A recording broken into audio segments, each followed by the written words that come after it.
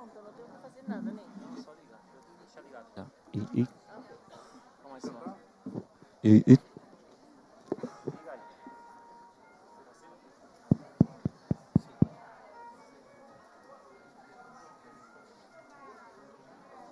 Só para assistir isso, aí eu vou virar de novo. Bem, pessoal, boa noite. Boa noite. Eu queria dizer que como o evento hoje é sobre mentira, a gente começou com uma mentira. A monja Coen não é a monja Coen que vinha. É melhor do que ela. É a monja Sansei. Na verdade, a monja não conseguiu levantar da cama hoje. Como você vê, não adianta meditar, as pessoas também ficam doentes, viu? Como? Ficam muito doentes. Acho que elas pegam as energias mais profundas da humanidade. E é um prazer estar aqui com vocês discutindo um tema tão importante como a mentira. Para vocês terem uma ideia... Pedro, dá para tirar esse som? Já pedi para tirar.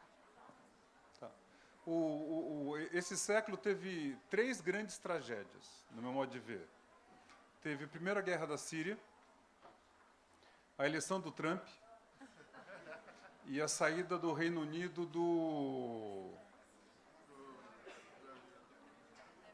da União Europeia. Dessas 3 tragédias, 2 foram movidas por mentiras. Foi a eleição do Trump, via Facebook. Foi o Brexit, a mesma coisa. E se Deus não nos ajudar, a 4ª vai ser o Bolsonaro eleito presidente da República também pelas redes sociais. Quem sabe a gente reza depois aqui, faz uma coisa ecumênica. Tem algum muçulmano também? Para ver se a gente junta, faz essa reza contra essa possibilidade. Mas não é só isso que está acontecendo. Quando você vê o que acontece na Turquia, quando você vê o que acontece na Rússia, quando você vê o que acontece nos países europeus, tipo Polônia, o aumento da extrema-direita no mundo, você percebe que a gente vive num mundo em que a verdade passou a ser uma coisa muito relativa, em que a mentira começou a crescer. Então, os meios de comunicação, que são coisas tão poderosas hoje como redes sociais, passaram a trazer um perigo de autoritarismo e totalitarismo. Alguém consegue imaginar que um homem se eleja presidente dos Estados Unidos dizendo que Obama nasceu no Quênia, não é americano? Ou que as pessoas acham que o Bolsonaro não é político estando há 30 anos na vida pública, não tendo feito nada? Ou você pega o caso do Erdogan, você pega o caso do que está sendo na Polônia e tantos outros países em que se voltou a usar a mentira como uma forma de ódio. Ou mesmo uma relação do Irã, a relação Arábia Saudita, o que acontece na Síria. E eu queria trazer para vocês, mostrar como que a mentira funciona. E vocês vão até achar engraçado, vão até rir, mas é como funciona. Porque hoje, não é que a mentira nasceu ontem, com as redes sociais. Eu não sei quantos são judeus aqui, mas eu, como judeu, sei que a relação do judeu com a mentira é histórica, porque os judeus são perseguidos porque mataram Cristo, que é uma mentira. Os protocolos de Sião são uma mentira. Quando você pega o Goebbels, o Hitler, era uma mentira. A relação que as pessoas tinham com os judeus na Europa Oriental era uma mentira. Então, a luta do judeu contra a mentira mostra como que a mentira acaba gerando violência. E que você só consegue dissipar a mentira quando você tem diálogo, tem bom senso. E eu queria mostrar para vocês como é difícil hoje, e eu como jornalista, como é difícil pegar uma mentira. Porque a mentira é velha, mas a mentira propagou com tanta rapidez. Por exemplo, a fofoca é uma coisa que corre muito rápido, não é isso? Porque todo mundo gosta de ouvir ou contar uma fofoca. Na época das redes sociais, a fofoca é muito mais rápida. Eu vou mostrar aqui algumas mentiras que vão acontecendo, que as pessoas, milhões de pessoas têm acesso. Não são milhares, são milhões de pessoas. Por exemplo, está vendo aqui? Aquela foto do príncipe. Está vendo? Parece que ele está mandando alguém para aquele lugar, não é isso? Mas era só um ângulo da mesma mão. Vocês sabem o que disseminou? Foi essa foto aqui. Para milhões de pessoas. E quantas pessoas depois viram essa foto aqui? Aqui, por exemplo, foi uma foto que também teve super disseminação, que era que pela primeira vez na vida o Roberto Carlos tinha saído de bermuda da rua e mostrado a perna dele. Vocês podem achar, puxa vida, é um absurdo, mas milhões de pessoas acreditaram. O que fizeram? Pegaram essa foto aqui, vocês veem que é a mesma posição, ó, e transformaram isso. Vocês veem que a mentira mudou o jeito como ela se propaga? E os danos causados numa rede social, quem já foi vítima de mentira na rede social, sabe o poder que isso daí tem. Olha, aqui foi uma foto que foi disseminada mundialmente. Mas aqui foram dezenas de pessoas que se emocionaram com essa foto aqui, que era uma criança na Síria, cujos pais, pai e mãe foram enterrados, ele dormiu no meio. É claro que é uma foto de emocionar. Putz. Só que essa foto é uma brincadeira aqui. E esse é o menino que estava antes. Só o que as pessoas viram foi isso daqui. Aqui é um outro caso. Isso daqui foi divulgado também nacionalmente como a informação de que o Jornal Nacional estava muito, muito feliz que o Lula foi preso. E aí pegaram esse sinal aqui de cadeia dos apresentadores do Jornal Nacional. Na verdade, isso daqui é uma foto de muito tempo atrás, em que eles divulgavam a hashtag do Jornal Nacional. Eu estou falando isso agora, mas na hora, o que acontece com a mentira? A mentira se propaga por alguns motivos. Você tem um contexto brasileiro em que você mistura uma baixa educação, que as pessoas não conseguem ler o que entendem, com a ignorância. E também com a pressa. As pessoas não leem a notícia, elas só veem a manchete, só veem o título. E você soma com isso o seguinte: a notícia propaga mais rápido quando você tem vontade que ela seja verdadeira. Quando você tem vontade que aquela notícia seja verdadeira, ela passa a ser quase que uma verdade, porque você quer acreditar nela. Olha aqui, essa foto daqui, pegaram essa foto e transformaram essa como o Lula tivesse levado um ovo na cara. Na verdade, isso aqui é uma montagem, porque ele teve um evento que jogaram um ovo. Tal. Aqui foi uma coisa que causou uma repercussão imensa e causou um problema seríssimo para a Igreja Católica. Porque na Páscoa divulgaram essa imagem aqui numa cartilha da Páscoa no Rio de Janeiro. E a Igreja foi acusada de estar fazendo propaganda do Lula, dele conversando com Cristo. Esse quadro tem mais ou menos 400 anos de idade. Vai convencer que aqui, na verdade, porque realmente parece o Lula, né? Sim, mas alguém tirou isso do contexto e... Olha, essa foto daqui do Lula chorando na televisão é super emocionante, com a criancinha limpando e tal. Ela foi tirada de uma imagem de um político japonês, que é aquela foto verdadeira. Aqui outra coisa, essa foto daqui foi espalhada quando o Lula foi preso. É verossímil, né? Porque toda mentira tem que ter um pouco de verossimilhança, não é isso? Então, na verdade, esse daqui foi tirado quando o Lula teve câncer, sei lá quanto tempo atrás, e a torcida do Corinthians, os jogadores fizeram força ao Lula. Eu estou falando isso, agora fica fácil falar, mas na hora que você pega no seu celular, você está guiando, está andando a cavalo, está andando de bicicleta, você não vai conferir. Olha aqui, essa foto também rodou o mundo, que é uma criança síria, de olhos azuis, perdida na guerra. Na verdade, ela não estava na Síria e nem estava perdida na guerra. E aqui foi uma falsa fake news, porque divulgaram que o PT divulgou uma foto tão photoshopada para poder mostrar que o Lula foi recebido por muita gente, que acabaram colocando um dedo a mais no Lula. Então, aqui você está vendo que está com 10 dedos. Eu não sei quantos vocês conseguem enxergar. Vocês sabem o que é isso daqui? É o braço de uma pessoa. Disso ele não pode ser acusado, entendeu? Olha, eu queria mostrar para vocês uma coisa aqui. Segura aí para mim. Olha como é difícil. Olha como é difícil perceber uma mentira. Olha como é difícil perceber uma mentira. Faça essa. Tem som? Bom, você viu aí o horário que saiu uma das contra Jair Bolsonaro, do PSL do Rio, pelo crime de racismo.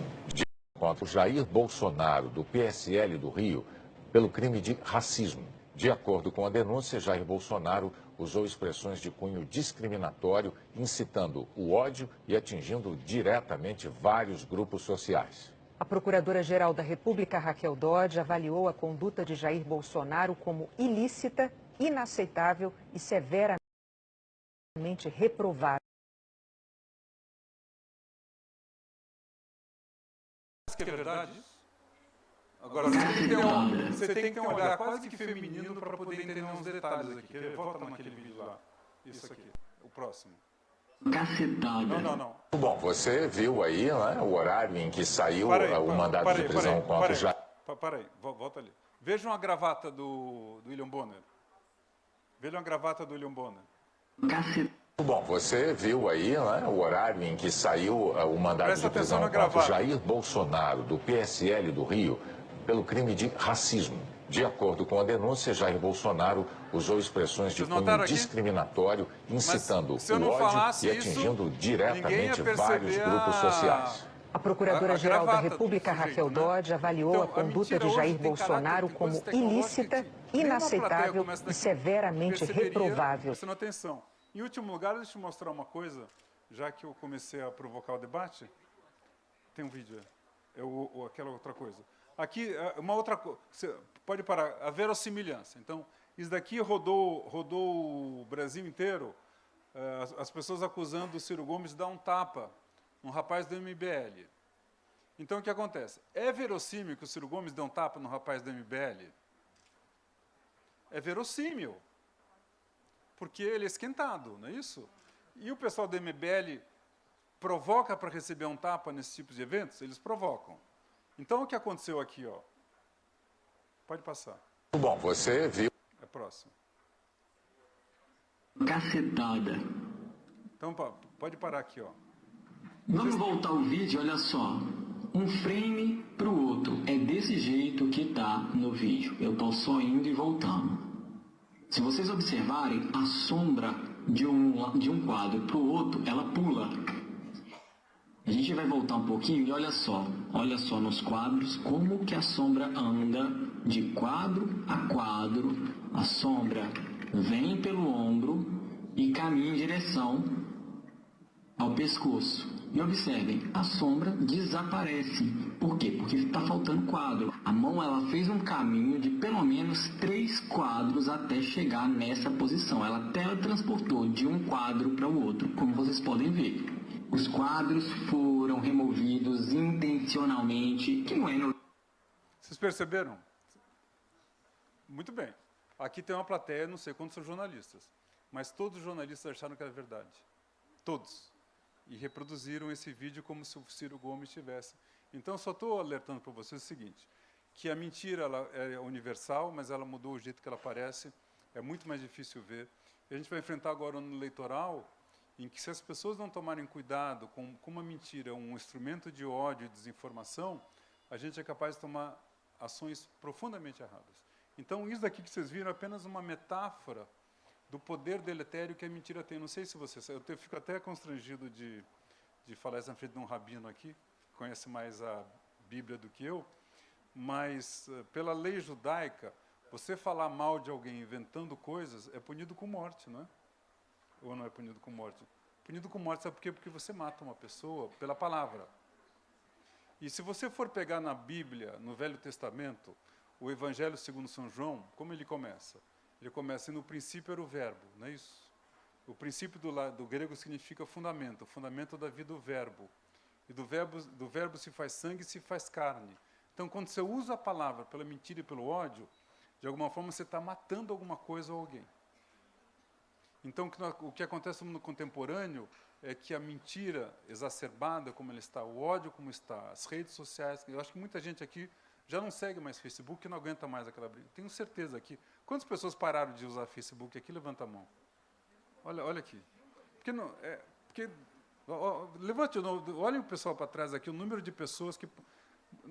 Não era aquele ódio que incomodava bastante, aquela brigalhada, O pessoal criticava crianças paralíticas, com portadores de deficiência. Então, é esse mundo que a gente tem que combater. Também não adianta não entrar no Facebook, a gente também não tem uma outra política para fazer um mundo mais... Então, com essa introdução, eu passo a palavra... Você sabe que a primeira rede social que a humanidade conheceu não foi o Facebook, evidentemente, né? Foi a Bíblia. Nunca um Facebook reuniu tanta gente num único livro. E os judeus foram o judeu, o único povo da história da humanidade, foi unido por um livro. Não tem outro caso, porque se você pegar os judeus, por exemplo, eu não tenho cara dos judeus alemães.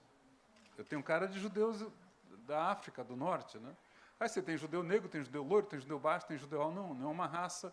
E tem judeus que acreditam em Deus, outros que não acreditam em Deus, e tem judeus que acreditam em Israel, outros que não acreditam em Israel, e tem alguns que gostam de gefilte fish, outros não gostam de gefilte fish. Então, o que fez com que os judeus se mantivessem foi uma rede social baseada num princípio que era a Bíblia. Então, essa que era o poder, de alguma forma, simbólico da palavra. Tchau. Falei alguma bobagem? Não? Você não ia falar... Me contou hoje que ele queria ser rabino. Tá, mas eu não contei. Eu só não fui rabino porque eu queria muito namorar. E não permitiam, na época, que tivesse um rabino namorador, né? Porque você foi namorador? Não, mas meu nível não dava. Obrigado, Gilberto. De fato, a Torá condena a mentira, como vocês bem sabem. A proibição de mentir está entre os 10 mandamentos. Como o Gilberto muito bem disse, quando você assassina a honra de uma pessoa, é como se você tivesse tirado a vida da própria pessoa, né? Porque é um caminho sem volta.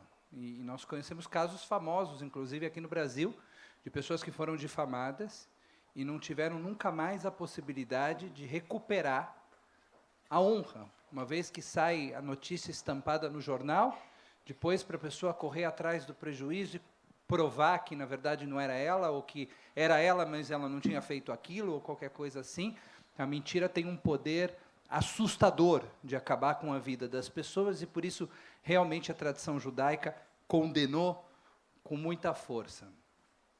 Será que existem exceções? Será que existem casos em que a mentira, sim, é aceita?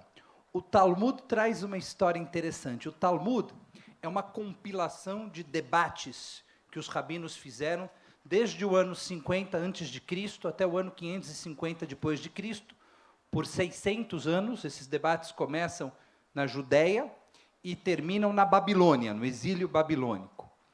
E no Talmud se conta a seguinte passagem: havia um costume de que nos casamentos, antigamente, quando a noiva entrava, se cantava uma música. Os convidados todos cantavam uma música para deixar a noiva feliz. E a música dizia: que linda a noiva, que bela que é a noiva. Essa era a música que se cantava nos casamentos judaicos daquela época, quando a noiva entrava. E aí o Talmud faz a seguinte pergunta: e quando a noiva não for bonita? Naquela época não tinha maquiagem, né? Tinha, claro que era. Era muito mais natural que as de hoje, mas maquiagem existia. E aí, 2 sábios se dividem em relação a esse assunto. Shammai, que era um sábio mais rigoroso, mais estrito e tal, como se fosse uma espécie de ortodoxo daquela época, ele diz: não, mas aí não, se a noiva é feia, todo mundo fica em silêncio e não canta nada.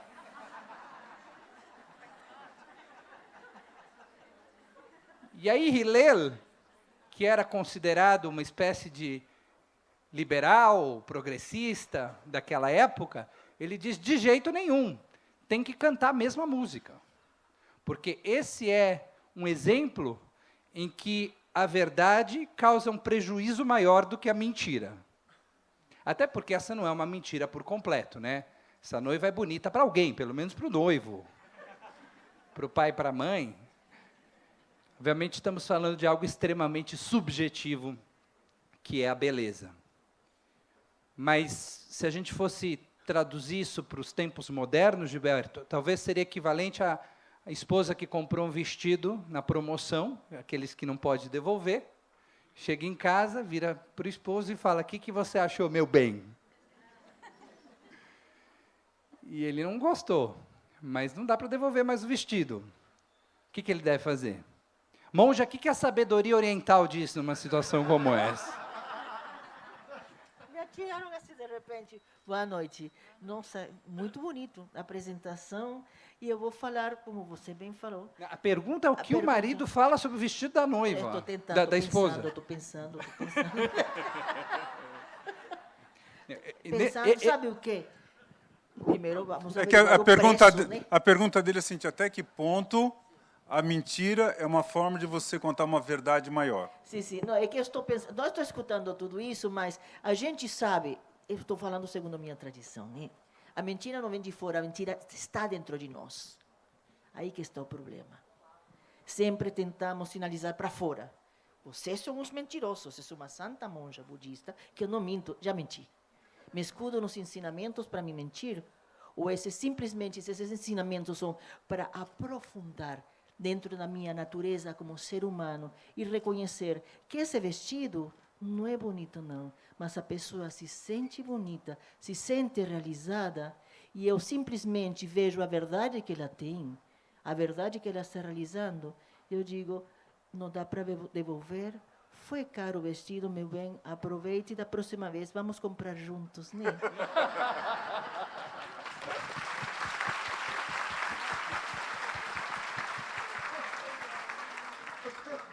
Muito bem. Na verdade, o Talmud usa essas historinhas e essas metáforas como um convite à reflexão ética, né? De como nós nos colocaríamos diante de uma situação em que, no nosso julgamento, existe uma verdade maior do que a verdade, ou existe uma mentira maior do que a mentira, ou esses conceitos podem ser relativizados na vida do dia a dia, porque as coisas não se distribuem entre certas e erradas verdades e mentiras. A vida é muito mais complicada e complexa do que isso. E essas histórias aparentemente singelas, e que a tradição oriental tem tantas delas, nos convida a refletir sobre a vida de uma maneira mais profunda. Para terminar essa pequena introdução... Não, e você mente em que circunstâncias? Está falando comigo? Quais são as circunstâncias que eu minto? E você acha que não está sendo errado? Eu acredito que eu minto nas circunstâncias em que eu não tenho a coragem de dizer a verdade. Sim, Né? Obrigado. Muito obrigado. Não, mas... Ele deve ser do PSDB, esse rabino daí. Ficou em cima do muro total, viu? Não, mas você já foi obrigado a mentir para evitar um constrangimento, né? Eu já fui. Você quer um exemplo? É claro. Com sua mulher, por exemplo. Cadê ela? Cadê a Juliana? Cadê a mulher do rabino? Oi, Ju. Quando que ele já mentiu para você, ô, Ju? Quando que eu menti, Ju? Nunca, ela disse. Nunca? Ela falou. Então, a sua mulher é transgênica, então, porque não existe mulher que fale isso de marido, viu? Eu vou refletir durante a conversa. Se eu lembrar de alguma, eu vou te contar. Assim, de improviso, eu não me lembrei. Mas preciso pensar. Mentira que eu não lembrei? Como é que é? Às vezes precisa mentir, disseram. Ok. Não, eu queria uma coisa. Lembrem que estou bem de uma tradição budista e a gente respeita qualquer opinião. Temos no budismo o que chamamos o caminho óctuplo. De tão simples que a pessoa diz, sabe, quando a gente fala de religião, de princípios, eles querem coisas, né, Rabino, além da vida. Palavras impronunciáveis, caminhos que não possam ser percorridos. E a gente fala, olha, o caminho para a realização, para estar presente na vida, é o caminho óctuplo. Começa pelo pensamento correto, pelo olhar correto, escutar correto, a fala correta. E você diz, nossa, que besteira, que coisa tão simples, né? Mas então caímos aí.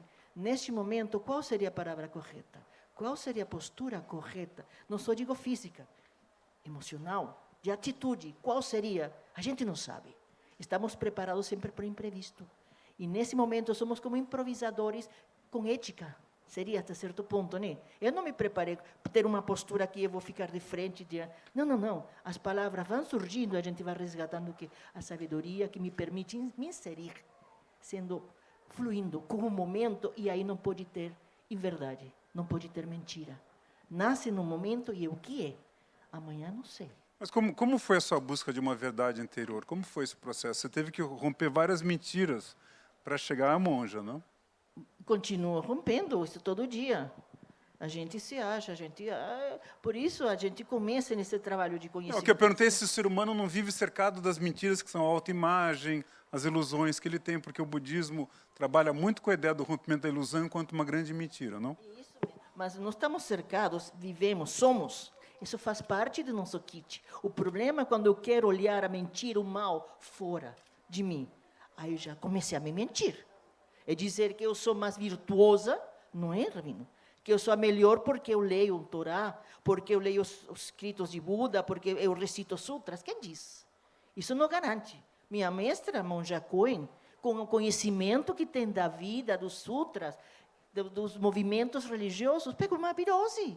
Ou seja, conhecimento não imuniza. Pode dar um pouco de sabedoria do fluir correto. Vejo que alguém está espirrando muito numa sala fechada e digo, com licença, e caiu fora. Pode ser uma educação péssima. Não é para aturar monja, que aturo nada, essa pessoa não deveria nem ter vindo. Nós estamos mentindo. Eu sou educada, e o meu violento, a mentira violenta sempre. Não só a pessoa que mente, também aquele que está escutando, que sabe que é mentira. Que não vai dar que isso vai terminar numa virose que vai terminar na cama. Não é? Então.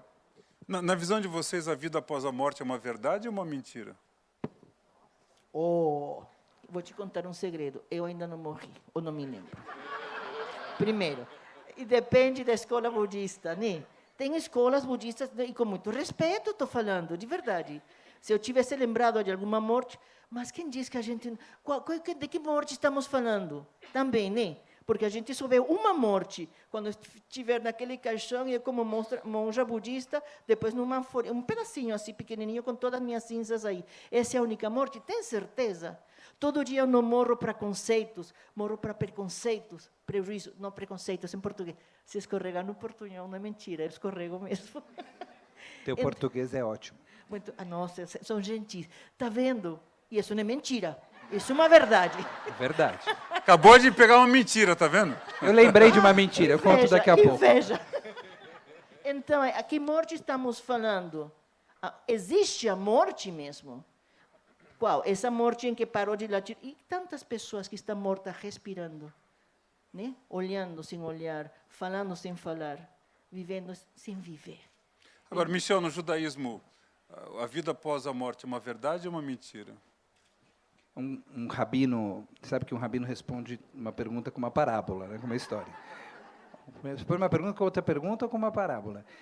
Um rabino chamado Avraham Yoshua Heschel, um grande rabino, viveu no século XX, uma vez ele foi dar uma palestra sobre vida após a morte. E aí, na introdução da palestra dele, ele perguntou para os estudantes, quantos metros tem essa sala? Aí um levantou a mão e falou, 15 metros. O outro levantou a mão e falou, não, tem 18. O terceiro levantou a mão e falou, 22. Ele falou, todas as respostas estão erradas. Resposta correta é, eu não sei. E aí começou a palestra. Porque, na verdade, como a monja disse, nós não morremos, pelo menos no sentido físico, e temos que ter humildade de reconhecer que não sabemos nada sobre a vida após a morte. Tudo o que temos são suposições, são teorias. E a Kabbalah, a mística judaica, acredita na continuidade, acredita que nossa vida não termina na vida física. Nós não vivemos somente 80, 90, 100 anos com sorte. Nossa alma continua e sobrevive ao nosso corpo. E você acredita no quê? Eu acredito que a vida continua. Acredito que o nosso propósito é muito maior e acredito que a vida continua nas pessoas que a gente tem oportunidade de tocar ao longo da nossa vida, nos nossos valores, nos nossos conceitos, e eu acredito que existe algo que vai além da nossa existência material. E quando você pensa em Deus, o que você imagina? Certamente você não imagina alguém barbado lá em cima, julgando, você imagina o quê? Qual que é a tua verdade diante de Deus? O que você imagina Eu acredito em Deus como uma força, uma inspiração. Eu não acredito no Deus que recompensa aquele que se comporta bem ou castiga aquele que se comporta mal. Eu acredito que Deus é uma possibilidade de inspiração para enfrentar os desafios que existem na vida e nos motivar a fazer o bem, a construir o bem. Existe uma passagem judaica que diz Schar mitzvah mitzvah, vishar haverá haverá, que significa a recompensa de uma boa ação é a própria boa ação. E o castigo por uma transgressão é a própria transgressão. Mas então você não acredita num Deus moral? Eu acredito num Deus que nos deu ferramentas para viver próximos de uma vida moral, mas não um Deus que está lá em cima sentado castigando a gente quando a gente tropeça numa pedra no meio do caminho. Foi Deus que colocou a pedra para a gente tropeçar, ou qualquer coisa assim. Eu acredito num Deus maior do que tudo isso. Quer dizer, você acredita num protagonismo humano, é isso? Acredito num protagonismo humano, sem dúvida nenhuma. Na medida em que Deus deu para a gente a capacidade de escolher o livre-arbítrio, ele saiu do comando daquilo que acontece no dia a dia de nossas vidas, para que a gente possa de verdade tomar decisões e de verdade assumir responsabilidade por cada uma das decisões que nós tomamos ou deixamos de tomar. Porque a alternativa a isso é dizer que, na verdade, nós estamos o tempo todo sendo guiados, sendo controlados, sendo, né, como se fossem marionetes. É como fantoches. Se você não fosse nada e se atribuísse tudo a Deus. Como se fosse. Isso é o que eu não acredito. Eu acredito que Deus nos dá com a verdadeira possibilidade de tomar decisão sobre os nossos caminhos e assumir responsabilidade. Então, na sua visão, Deus é uma energia positiva que habita entre nós, é isso? Criadora, geradora da vida e do mundo, uma energia criadora e geradora da vida e do mundo, que nos dá a possibilidade de nos inspirar nela para vivermos uma vida próxima dos valores de justiça, dos valores de ética, dos valores de admiração da diversidade. E o que é o divino para você, monja sensei? Agora que estão contando isso, eu não sou rabina, dá para ver, né? Mas eu também adoro as parábolas e as histórias. Então, posso contar uma pequenininha assim, que diz assim. Era um estudante que está na frente do... Isso é na Índia, né? Essa Índia mística que todo mundo tem na cabeça e não sei se existe na realidade. Mas, enfim, ele está frente ao seu professor e o professor fala para ele, tudo é manifestação divina. E por isso nada pode te atingir, nada ruim. E o menino saiu com esse mantra na cabeça. Tudo é manifestação divina, nada pode me atingir, tudo é manifestação divina, nada pode me atingir. O senhor conhece? Então, ele vai andando por essas ruas da Índia e parece que elas chegam um momento que são às vezes tão estreitas que não dá para... Eu não estive, mas me contaram. E a história é assim mesmo. E ele vai andando com essa, recitando, e chega um momento que a rua foi muito estreita e, de repente, escuta alguém que diz, um elefante enfurecido, corra. E ele vê o elefante que vem em cima e o cara que está guiando o elefante dizendo, se afasta, cara. E o menino protegido com essa história diz, tudo é manifestação divina, nada pode me atingir. O que aconteceu, chegou o elefante, pegou ele, atirou no telhado, quebrou todas as costelas, as pernas, os braços, e ele não entendeu nada. Depois de um ano, quando conseguiu se recuperar, voltou para seu mestre mancando e reclamando, mas o senhor me disse que tudo era manifestação divina e nada podia me atingir. O Senhor me mentiu e disse, não, filho, até o cara que te gritou, se afasta, era manifestação divina te avisando. Você não escutou. Então é isso. A manifestação divina está na nossa própria divindade de reconhecer essa força que está em cada um de nós. Pode ser até o grito do elefante, sem falar, pode ser uma manifestação que está me dizendo, monja gordinha, corra, que é para valer agora. Né? Procura uma porta porque a coisa ficou cor de elefante, não é? E a gente quer outro tipo de, uma linguagem que seja só para mim, né? Está aqui. As caras de vocês, para mim, são uma manifestação de aprovação, reprovação, estou entediada, que bom. E de pessoas, para mim, nossa, com uma fé imensa em todos os seres humanos que vêm para escutar, né? Abertos. E a manifestação divina está aqui. Estamos presentes, sim, em cada momento das nossas vidas. A gente não tem que ter um código especial, uma linguagem especial. Para mim, o cotidiano, a magia do cotidiano, das pessoas, no sorriso, não me é que está. Mas eu tenho que aprender a ler essa linguagem, a ser essa linguagem. Não só interpretar, porque estaria no plano então da teoria, né? E a ideia não é saber, é ser, segundo o meu ponto de vista. O que é o pecado na sua visão? Pecado, no budismo não tem esse conceito de pecado, não é que não exista coisa, no budista tudo está permitido. Eu digo, quando chegam as pessoas na minha comunidade, é incrível.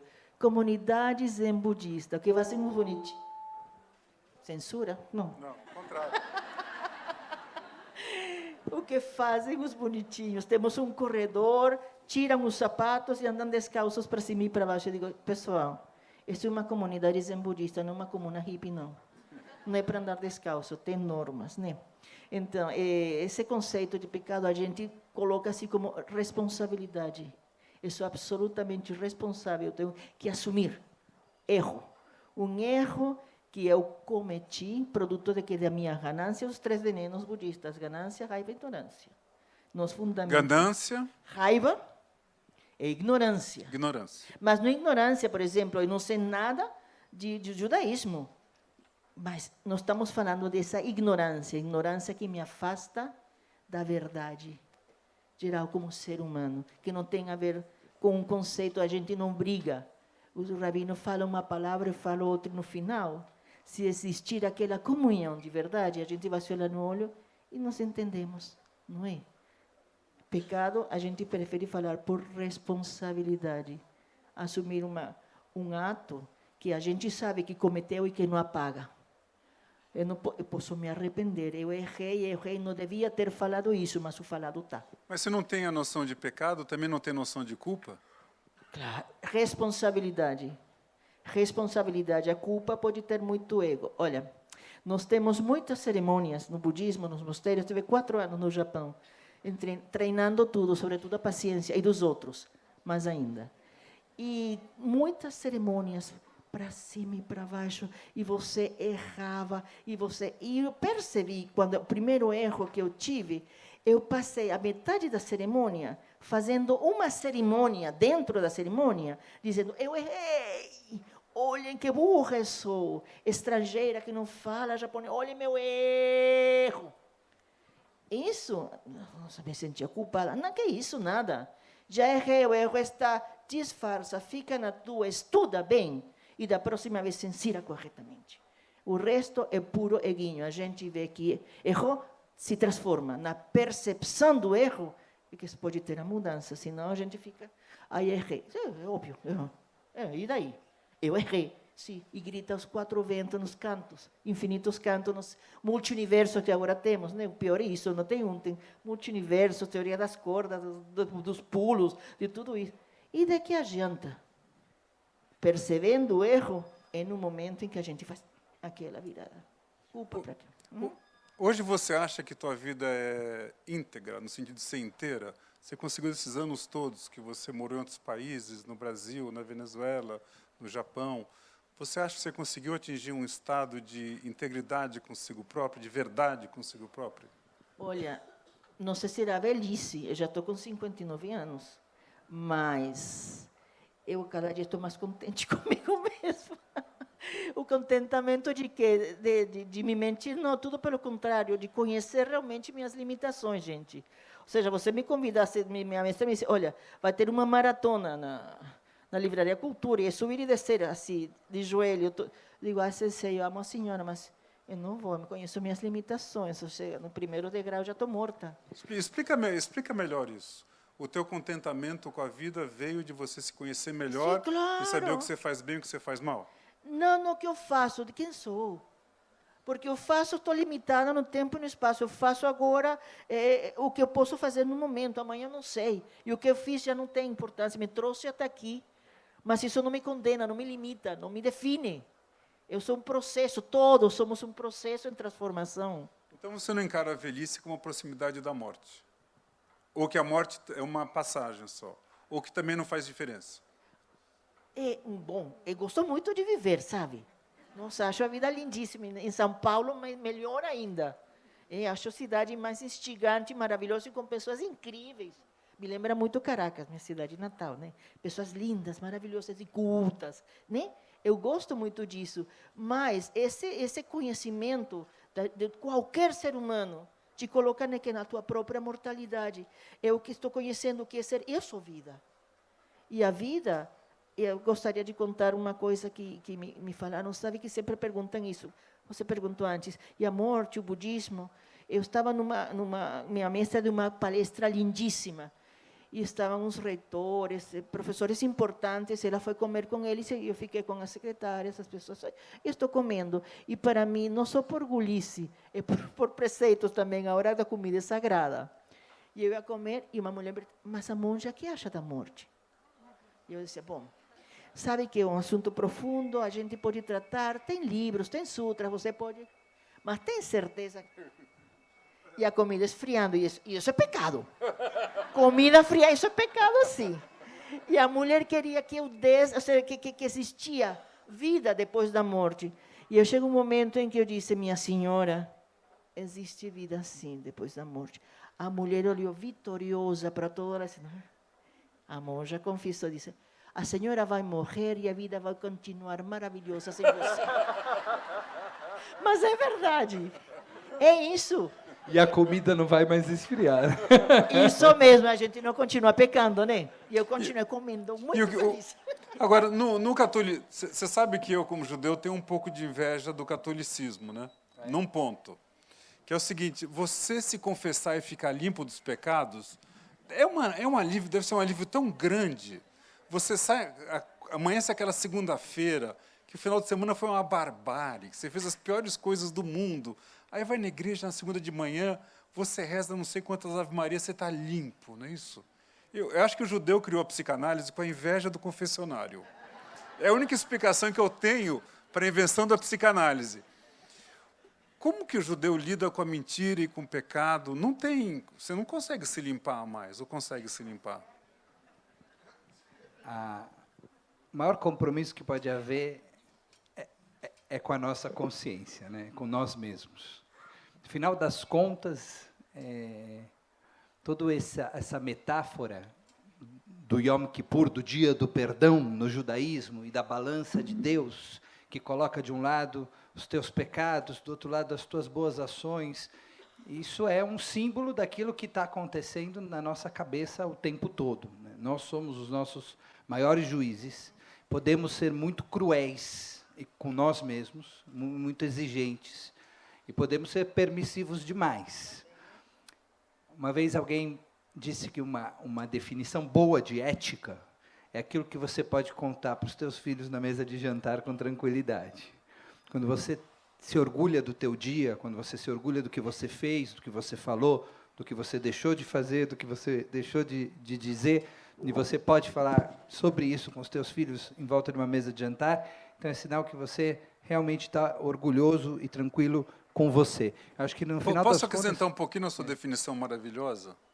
Que ética é aquilo que você tem de verdade quando você é prejudicado pela sua ética. Enquanto você não é prejudicado pelas coisas que você acredita, aquilo ali não é ético. Ou seja, eu não sou corrupto. Até um dia eu falei assim, Gilberto, você sabe o Catraca Livre? Eu vou te oferecer $1 milhão para você melhorar o seu site, desde que você me defenda. A hora que eu falar não aceito, aí eu sou ético. Ou seja, a ética e a moral existe quando aquilo que você acredita é prejudicial na sua vida. Por exemplo, não há vantagem nenhuma em você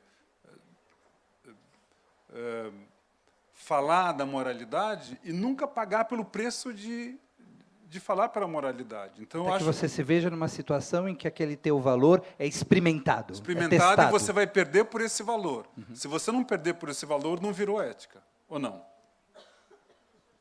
Ou seja, o sujeito que fala assim, eu sou sou a favor do Lava Jato, sou contra a corrupção no Brasil. Primeira chance que ele tem de furar a fila, a primeira chance que ele tem de pagar o guarda no farol, no trânsito, a primeira chance que ele tem de tentar subornar o fiscal...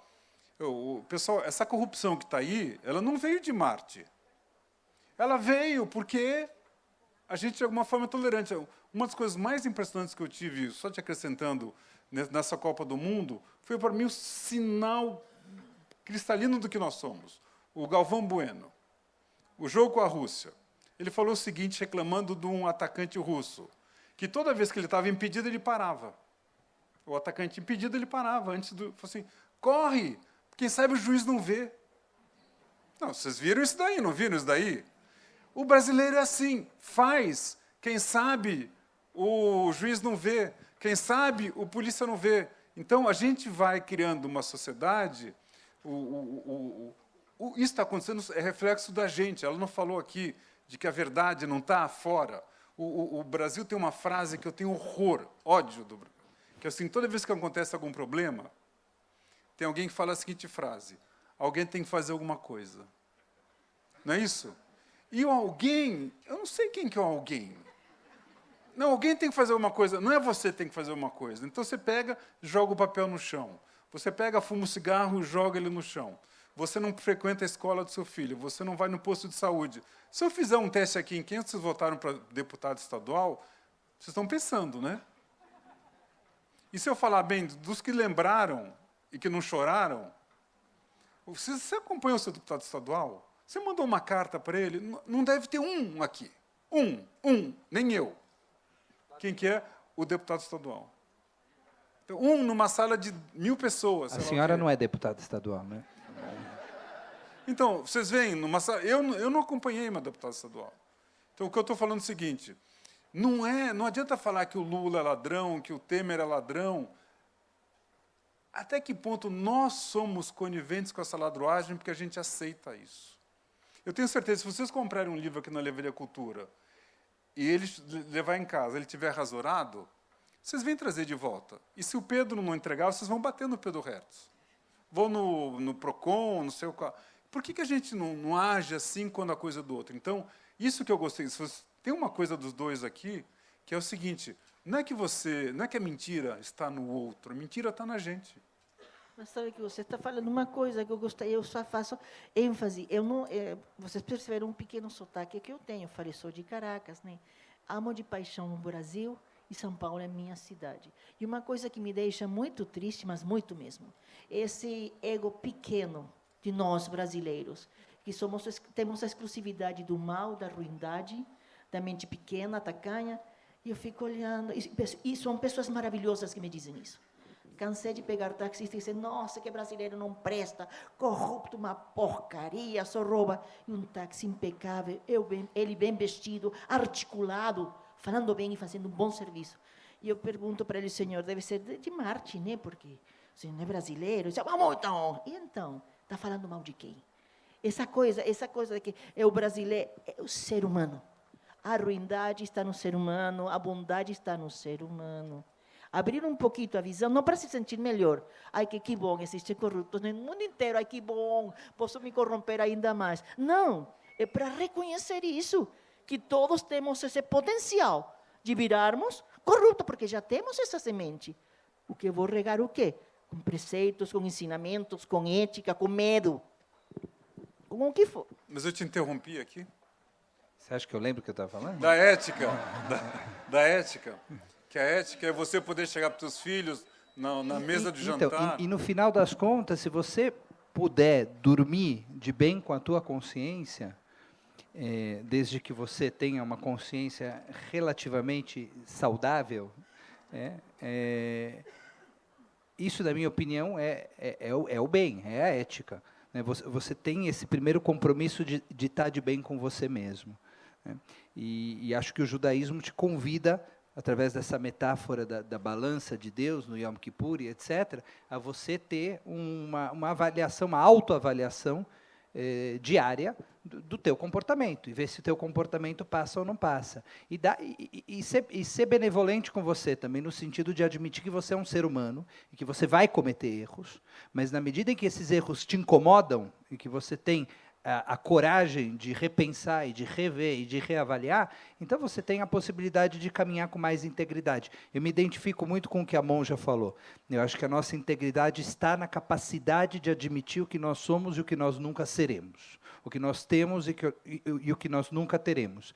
Tem uma passagem bíblica que o patriarca Jacó, ele se reconcilia com o irmão Esaú, ele tinha brigado com o irmão por muitos anos e tal, e quando ele se reconcilia, ele dá diversos presentes, etc., e antes daquele reencontro, ele tem um sonho e ele é machucado.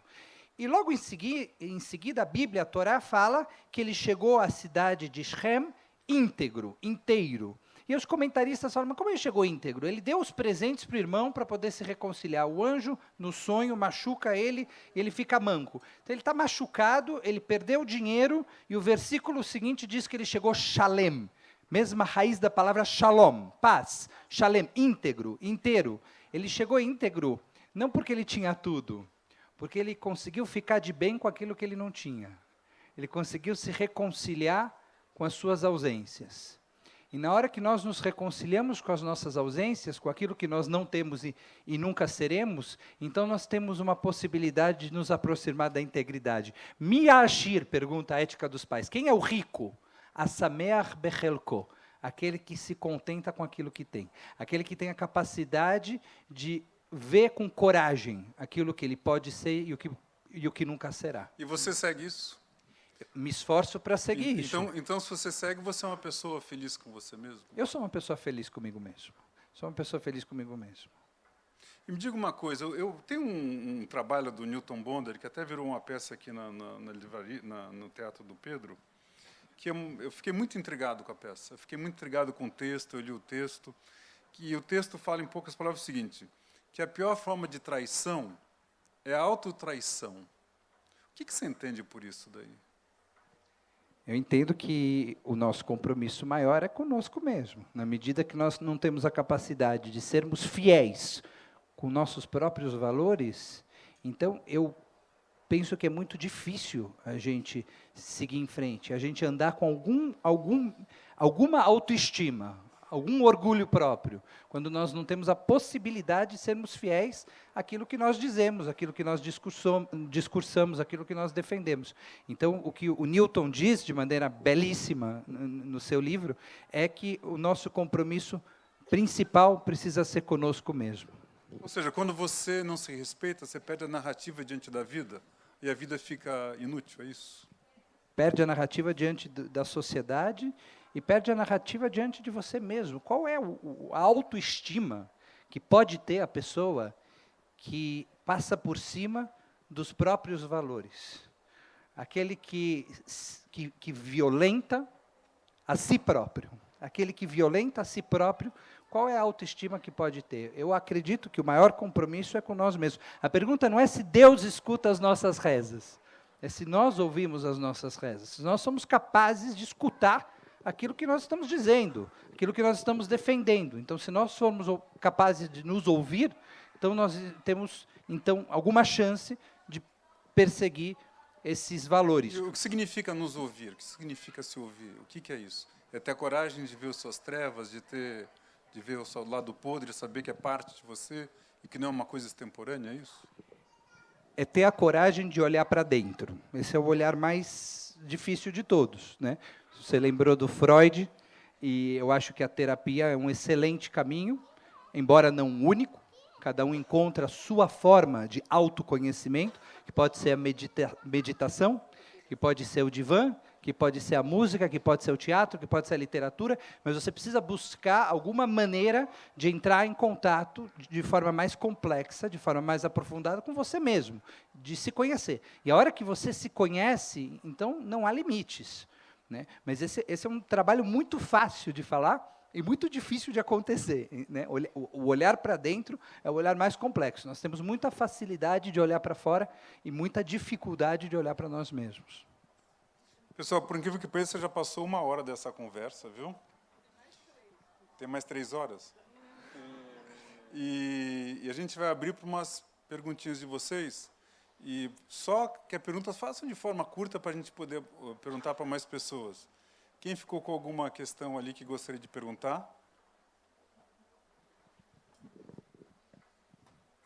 Sempre começa assim, as pessoas envergonhadas.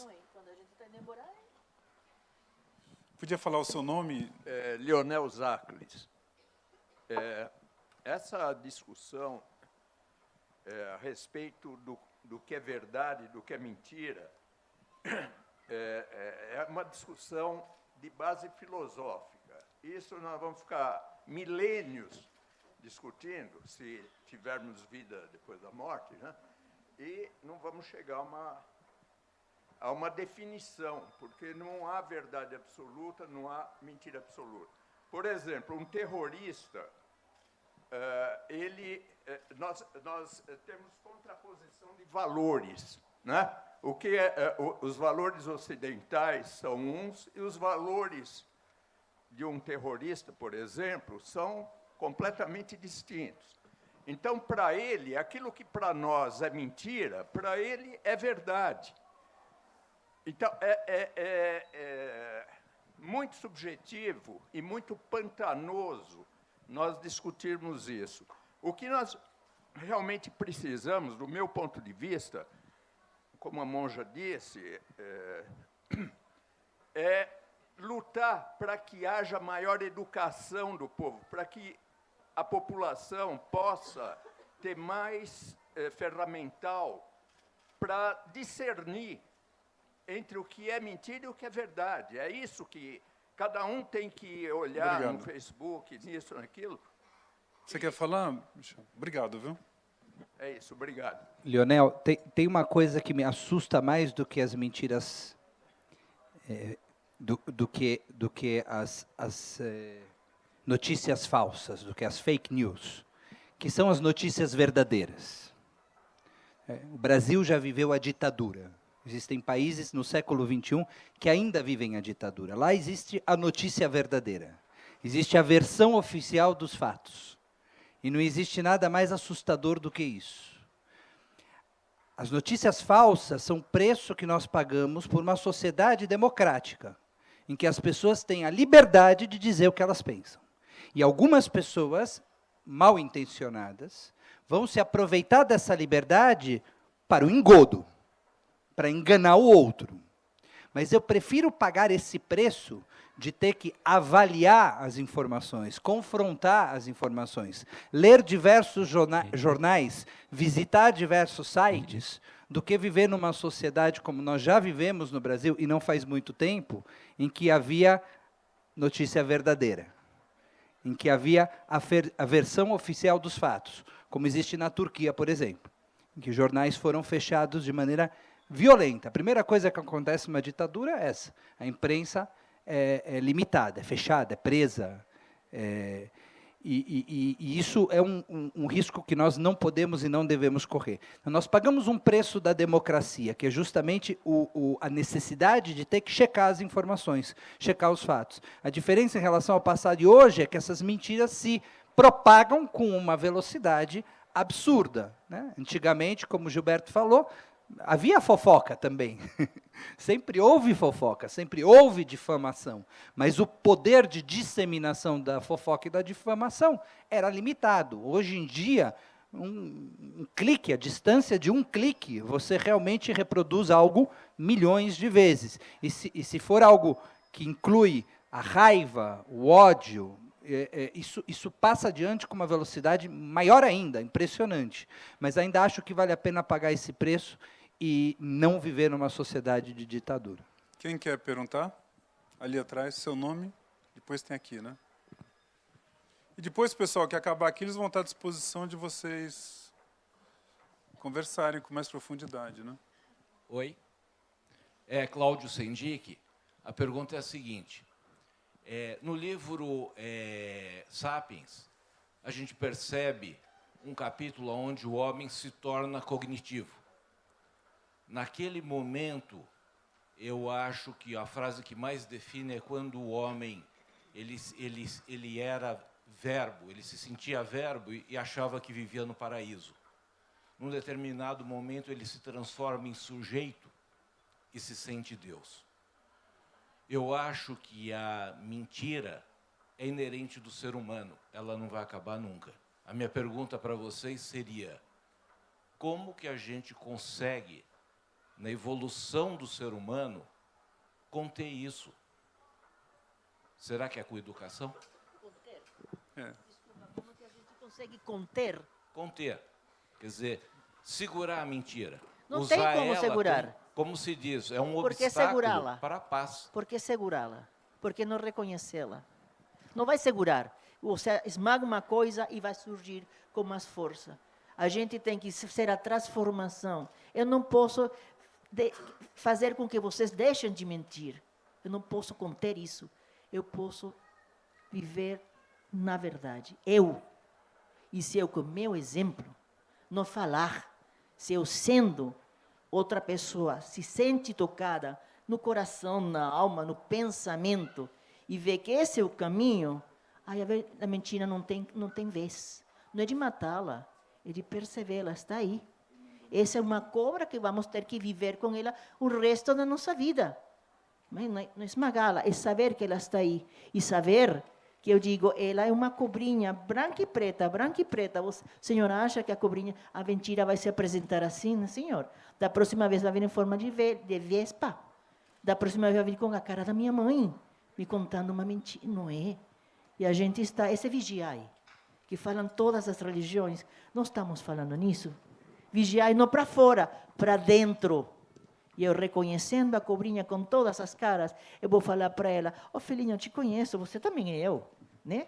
Menos, vai para o teu cantinho, que não é a tua vez, não. E isso não é matar, não é contê-la, é reconhecê-la, e no reconhecimento é que eu posso me transformar. Os outros não, eu. E não é uma coisa egoísta, não. Eu me transformando, eu transformo o mundo.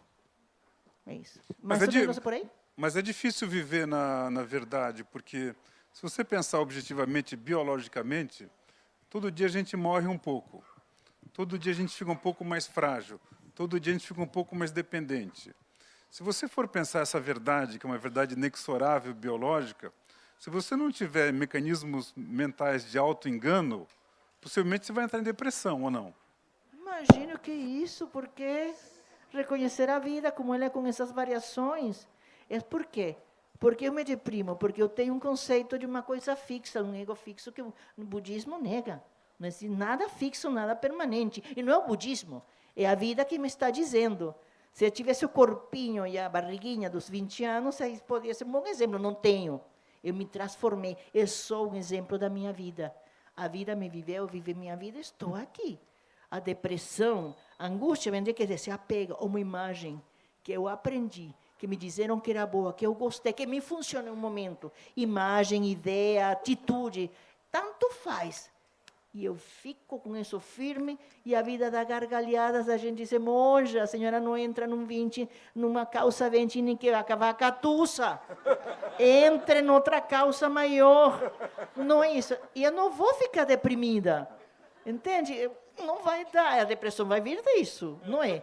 Eu vejo e digo, ai, que bonitinha, mas essa para as criancinhas, deixa, eu vou noutra sessão de...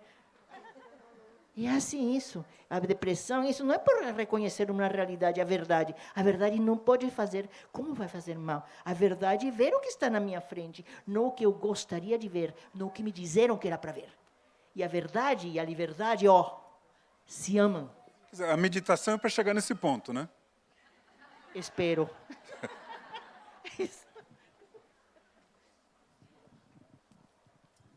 Queria perguntar para a Monja Cohen. Monja sentiu cuidado. Oi? Monja sentiu.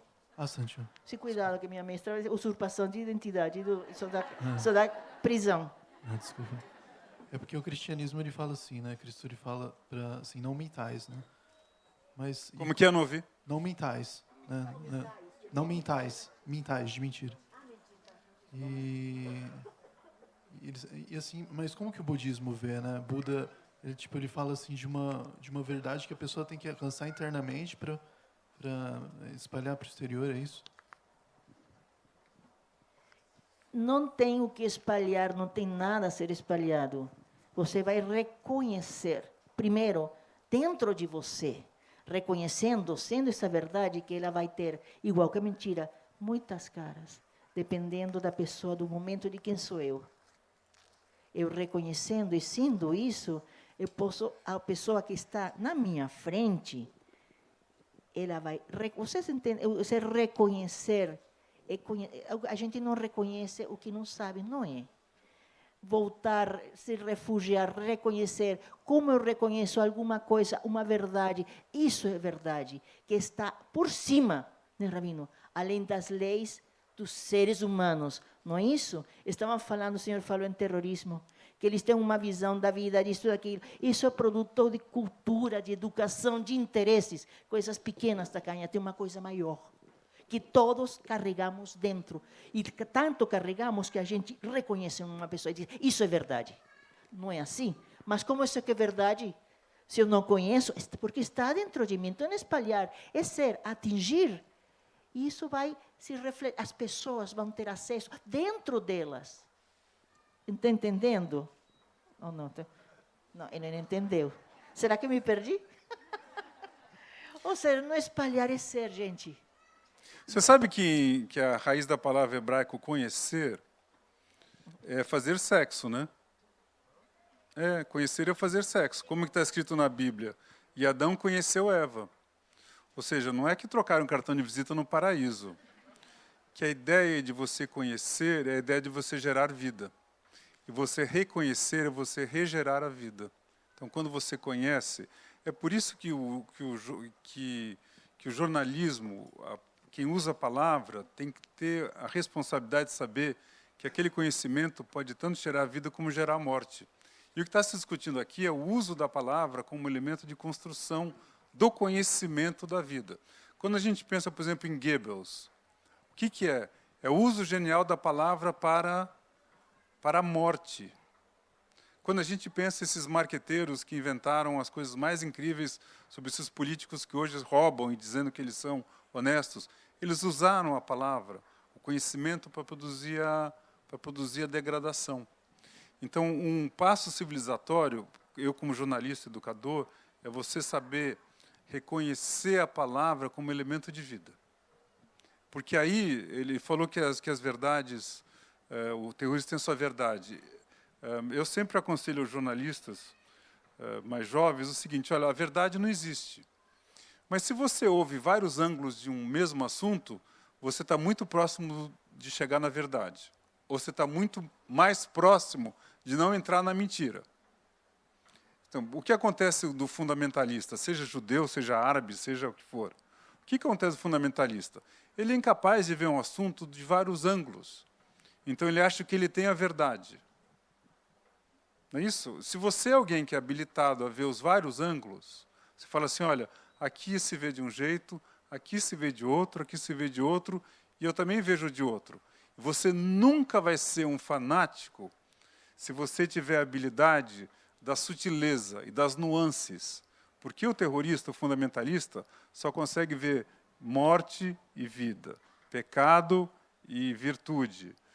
Não consegue ver isso. Então a pessoa fala assim, eu vou matar aquele grupo de pessoas porque quando eu morrer um anjo vai me levar para um paraíso com não sei quantas mil virgens, entendeu? Então o que a gente tem que ensinar as pessoas é o prazer da nuance e o prazer da insegurança de você lidar com a nuance. Porque o terrorista, ele não tem dúvida. Ele não tem dúvida. A vida é uma certeza. E se tem uma coisa que eu tenho horror é de pessoas sem dúvidas. Porque a pessoa sem dúvida mente sem saber que está mentindo. É isso. Depois eles vão, o Michel já vai assinar alguns livros, não sei se a Monja tem algum trabalho aqui. Vamos fazer uma última questão. E, novamente, vou dar uma palavra para o jovem aqui. Como é seu nome? Sofia, fala aqui, ó, Sofia. Pois é, eu queria falar uma coisa aqui. Tinha que já foi embora. Tinha um primo meu aqui, ele saiu, vários primos, mas tinha um primo meu aqui, ainda bem que ele saiu para não ficar constrangido. Eu já fui aqui. Vários primos? Quem não é da família do Gilberto? É por isso que tem muita gente. Eu vou contar uma coisa para vocês que eu não quis contar, mas foi... porque eu ia ficar emocionado se ele estivesse lá. Eu já fui a 500 mil bar mitzvahs. Não sei se vocês sabem que todo mundo sabe que é bar mitzvah, que não é judeu. É aquela coisa que eu tenho 13 anos, ganha caneta cross, ganha festa, aquelas coisas. Isso é o bar mitzvah em geral, né? Ganha um carro, tem promessa de um carro, uma bicicleta, um terno. Tá. Vale livro da cultura. Vale livro da cultura, é isso. Mas estava um primo meu ali que ele foi embora, que ele tem um filho com déficit cognitivo bravo, mas ele não consegue entender. Ele fez o bar mitzvah dele. E todo mundo se mobilizou para ele fazer o bar mitzvah dele. Mas todo mundo se mobilizou. E, de alguma forma, ele entendia que ali era um momento especial. E aquele esforço todo que as pessoas tiveram, os discursos do pai, da mãe, e aquela criança de terno percebendo os amigos chegando, outros amigos com déficit cognitivo, eu nunca vi a presença de Deus tão forte do Bar Mitzvah, em que as pessoas estavam lá porque tinha uma coisa maior do que uma festa, do que aquele mesmo buffet, do que os presentes. Então, às vezes, a divindade, a verdade, está onde você menos espera. Eu, que sou jornalista, que sempre vivi buscando o pior do mundo, né, sempre encontrei a verdade nas coisas mais terríveis. E antes de acabar com a sua palavra, eu queria dizer que eu fiquei muito encantado aqui, entendeu? Muito encantado em saber que, apesar da Monja Cohen não ter vindo, as pessoas ficaram para ouvir uma palavra num dia frio. Aqui deve ter, sei lá, quantas pessoas. E numa conversa informal. E eu acho que a gente sai daqui pensando um pouco mais como é que pode ser verdadeiro com a vida. As pessoas estão sentindo um pouco... Tem que fazer regime, pode emagrecer um pouquinho, não precisa emagrecer tanto. Ou aquelas que estão muito magras podem soltar um pouco a vida. Ou aquelas que pensaram que estão pecaminosas, viram que podem ser condescendentes, que no final é a busca da verdade que constrói uma pessoa com mais... E vocês viram aqui, ambos deram um pouco... Não existe felicidade, mas ambos deram um pouco o caminho de como que viver a verdade é também viver um pouco a felicidade. Que é você saber quais são suas mentiras, seus limites, as suas fragilidades e saber viver com eles sem esperar coisas que você não pode ter. Vamos aqui. Gilberto, antes só de você terminar, ele falou que eu vou assinar livros no final. Esse é um exemplo de fake news. Porque o livro não está pronto. Então ele vai assinar um livro. Eu tenho um livro que eu trouxe para dar para ele, porque ele tá na gráfica, está sendo impresso. O lançamento será na próxima segunda-feira, se Deus quiser, às 19 horas, na Congregação Israelita Paulista. Não é fake news, é uma mentira, é uma verdade que não se realizou. Não confunda as coisas. O Gilberto vai estar conosco e também o Mário Sérgio Cortella, que é quem assina o prefácio do livro, e ele estará lá na Congregação Israelita Paulista na próxima segunda-feira para um bate-papo e para o lançamento. Estamos falando da Rua Antônio Carlos, 653, entre a Bela Sintra e a Consolação. A partir das 19 horas estão todos convidados, e a partir de segunda-feira, na Livraria Cultura, à disposição de todos. Eu vou contar uma história aqui, eu vou contar uma história aqui, antes dela acabar, que é o seguinte. Eu, quando era pequeno, você viu que é marketing, né? Eu, quando era pequeno, tinha um jornalista da época, alguns de vocês já conhecem, que era muito importante, um judeu russo, que era o Adolfo Bloch. E eu era garoto, assim, né? Jornalista novo. Ele falou assim: Gilberto, vou te falar o seguinte, muito cuidado com o RP. O RP, Relações Públicas, o marketing, é a coisa mais importante que pode ter. 2 pontos. Nós perdemos Cristo por uma simples questão de relações públicas. Então, você vê o poder do marketing, né? Você é Sofia? Isso. Sofia do quê? Sofia Caruso. Tendo visto o budismo e a parábola que ele contou do cara que ele sonhou, que ele perdeu a perna, e ele deu os presentes para o irmão e tal, que falou que ele continuou feliz com ele mesmo, etc. E, além disso, tem o Maya, né, que é a ilusão, e que os presentes que ele deu seriam uma ilusão material, né? Tipo, e o mais importante seria que ele não perdeu a essência, né, a alma, que é inabalável, né? Que a gente só pode perder a alma para a gente mesmo, assim. Seria importante também que ele não considerar essa ilusão, assim, que seria o mundo material, que é as coisas que ele deu, e etc., e considerar a essência, né? Que ele não vai perder, que ele não perdeu, que é muito importante. E com isso vocês se despedem com essa questão da Sofia. Sofia, né, Caruso? Qual era a pergunta, desculpa? Era se a afirmação Você que eu fiz tava- estava certa. tá. Sim, era... não, é que eu não entendi, digo, me perdi. Sim, se tava Tá certo ótimo. isso. Eu É que concordo, nessa eu idade não concordo. se pergunta, se afirma. Desculpa, é inveja da juventude. Eu concordo, Sofia, totalmente com a tua interpretação da história de Jacó. Né? Ele não perdeu a essência, talvez ele recuperou a essência. Na hora que ele pôde se desfazer daqueles bens para poder se conciliar com o irmão. Depois de tantos anos separado do irmão, que é parte dele, ele se desfez daqueles bens para poder resgatar a relação com seu irmão. Então, ele não perdeu alguma coisa, pelo contrário, né? Ele precisou se desfazer de algo para entrar em contato com a essência dele mesmo e com aquela relação com o seu irmão. Então, eu estou de acordo com você. E a hora que ele fica de bem com aquilo que ele precisa abrir mão para poder resgatar a sua essência, então, a isso a Bíblia se refere com o termo shalem, cheio, íntegro, completo. Quando nós estamos completos? Quando temos tudo. Quem tem tudo? Ninguém tem tudo. Não existe ter tudo. Ter tudo não existe. Então, quando a gente está de bem com aquilo que a gente tem, com aquilo que a gente não tem, com aquilo que a gente é, com aquilo que a gente não pode ser. Eu queria complementar. Podem aplaudir. Foi bonito, é mesmo para aplaudir. Poucas, mas sinceras. É verdade. É o seguinte, estavam falando... Eu também tenho meus primos por aí. Uma prima só. Então eu ganhei, não tenho ninguém, tenho todos. Todos são meus. Estou brincando. Então, falando nisso, sabe, numa vida, rapidinho, numa vida passada eu fui pianista. Eu me criei na Venezuela, me formei na Venezuela e tive a honra e a sorte, o Rabino não vai acreditar onde eu estudei, na Academia Federico Chopin em Varsóvia. Não é? E eu conheci uma Polônia que poucos judeus conhecem. Ninguém me vai contar o que foi. Eu vi filmes nazis construindo o muro, construindo o gueto. Mas isso não era o que eu queria falar.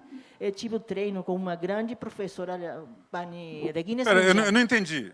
Nessa vida ou numa outra vida passada? Aí que está.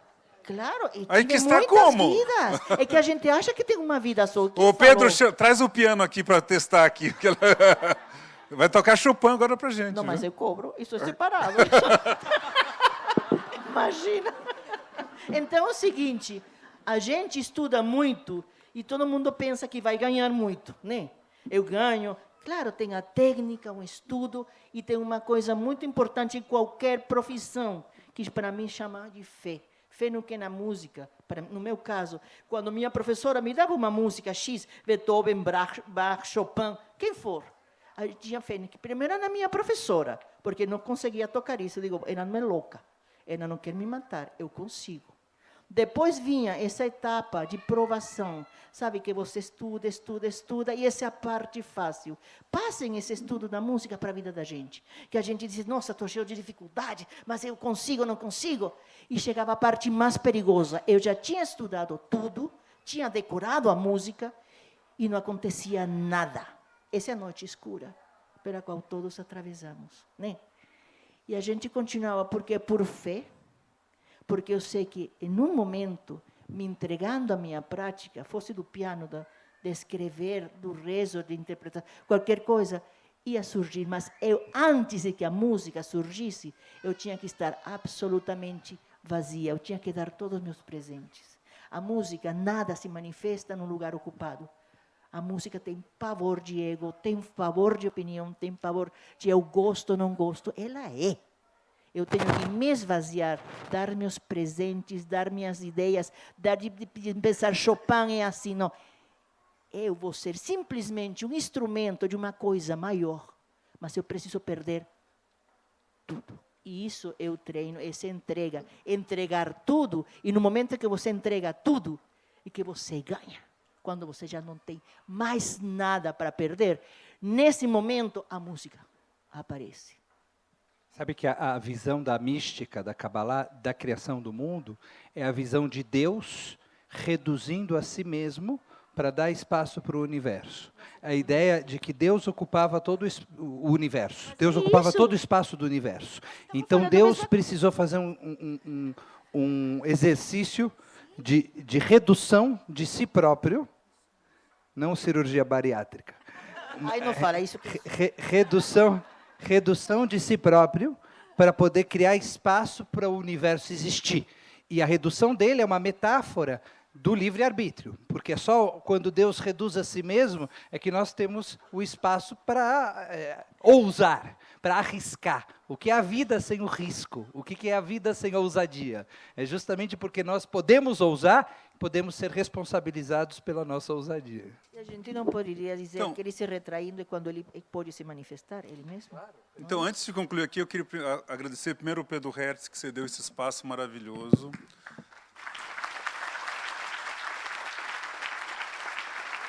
Cadê o Pedro? Foi embora? Aqui, ó. E já disse o seguinte, que hoje, excepcionalmente, ele gostou tanto da palestra, que quem pegar livro não vai pagar nada. Vocês podem estar lá, um vale. É verdade ou mentira, Pedro? É mentira, viu, pessoal? Agradecer a Simone, que tanto batalhou por esse encontro daqui, e especialmente quem também participou do som, e agradecer a todos vocês que vieram.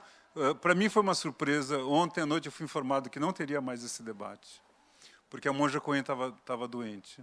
Mas a vida é uma experiência de reconhecer-se.